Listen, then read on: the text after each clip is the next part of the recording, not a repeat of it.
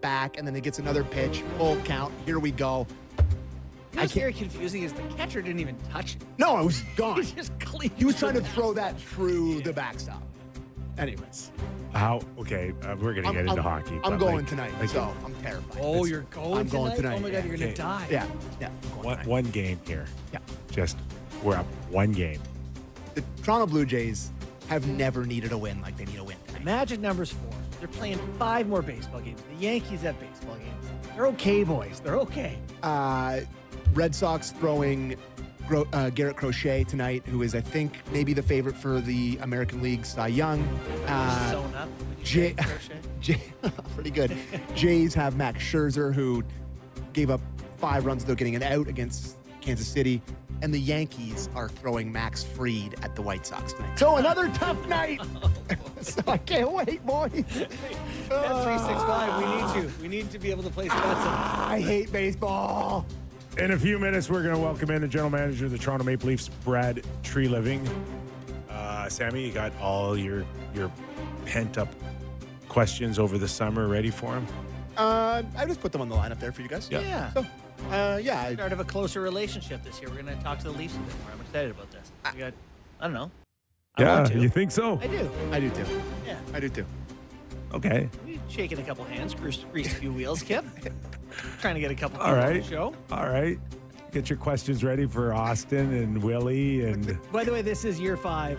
Still have never interviewed Austin Matthews in my career. never. No. But we'll get there. We'll get there. Well, in the This is meantime, we year. got the general manager. We do. Brad Even better. Treliving. Let's welcome him into the Real Kipper and Born show. Tree, thanks for doing this. And, you must be real disappointed that the Jays are sucking all the oxygen out of the Toronto Maple Leaf room right about now. I mean, in all seriousness, are you watching from afar a little bit while you guys slowly start the season? Are you okay with that? Oh, yeah. We got to keep the Jays going until January. Right? No, it's been fun. I've been following them. I'm a baseball fan, so got a chance to get down to the ballpark a couple of times over the course of the summer, but it's exciting. It's getting to the exciting part of the year, and so we've got our Jays hats on for sure. Plenty of questions to get into with your hockey club, but I just want to ask you a general question right now, Brad, in terms of, your general manager duties throughout the summer.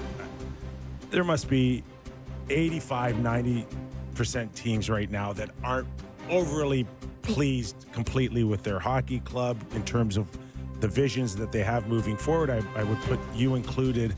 And yet it was such a quiet summer of the lack of trades, or even what I think maybe the lack of communication between teams to move bodies. And do you have a reason for that? Is it a new CBA? Is the cap going up? Or is it just teams not willing to pull the trigger just yet? Like, was it as quiet as I think it was? Yeah, it was, Nick. It was in terms of just the movement. I think there's always communication. There's always lots of activity, not necessarily lots of achievement. And the reason why is a couple theories. I don't necessarily think it has anything to do with the CBA, other than you had, number one, financially, you had a cap that increased significantly for the first time in a long time. So there wasn't, in most cases, there wasn't any real financial pressure, right? Where we've seen in the past where a team has either got financial pressure here with contracts that are due now, or where they see a year from now where they've got to get ahead of it, and make some room. Nobody was looking to there wasn't somebody standing there and saying, I've got to throw 2 bodies over the over the boat here just to get under the cap. So that was number one, and I think we were also in an environment where I think everybody's trying to take a step. People weren't trying to get rid of players; they were looking for players, and teams that are feel that they're in contention status are always looking to get better. Those teams that were, coming through rebuilds or developing teams, they're also looking to take a step. So there just wasn't, up until now, to this stage, there hasn't been an availability of players. You're seeing more and more teams with the increase in cap space now, teams signing their own guys. So there wasn't, even going back to free agency, there wasn't a lot of, there wasn't a whole lot of movement. So I think for that reason, you saw, not as much activity on the trade front. But though, then you get into this time of the year, and everybody's trying to get a little sense of what they've got in house, and see who's, everybody. And you're right, you're always worried about a spot or so on your team, and so those conversations begin to pick up now, and you go from there.